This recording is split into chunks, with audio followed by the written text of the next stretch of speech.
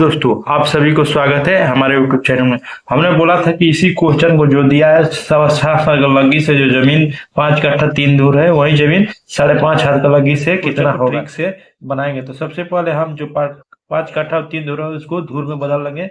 यहाँ पर हम बदला है तो 103 धूर, यानी टोटल जमीन 103 धूर है। कितना हाथ का लग्गी से? तो 7.5 हाथ का लग्गी से। वही जमीन 5.5 हाथ का लग्गी से कितना होगा। तो चलिए यहाँ पे हम इसको एक फॉर्मूला लिखते हैं। सूत्र की जितना दिया है लग्गी लग्गी स्क्वायर, जो लग्गी दिया है लग्गी स्क्वायर, यहाँ पर मेन याद रखना है लग्गी स्क्वायर, जो लग्गी दिया है गुणे जितना धूर है। तो यहाँ पर गुणे धूर कट्ठा बीघा जो भी है, गुणे धूर या कट्ठा का मान जो भी वैल्यू दिया है, बटा में जो पूछ रहा है लग्गी, वो लग्गी स्क्वायर, ये लग्गी स्क्वायर जो मान पूछ रहा है, जो मान यहाँ जो लग्गी मान पूछ रहा है। ठीक, कहने मतलब जितने हाथ को पहले तो दिया है 7.5 हाथ का लग्गी से जो जमीन है वो कितना है 110 नहीं 103 धूर है।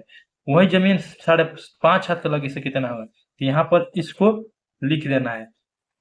तो 7.5 हाथ का लग्गी से 7.5 हाथ का लग्गी से, तो 7.5 हाथ का लग्गी हो गया गुणे जो जमीन टोटल दिया है कितना 103 धूर।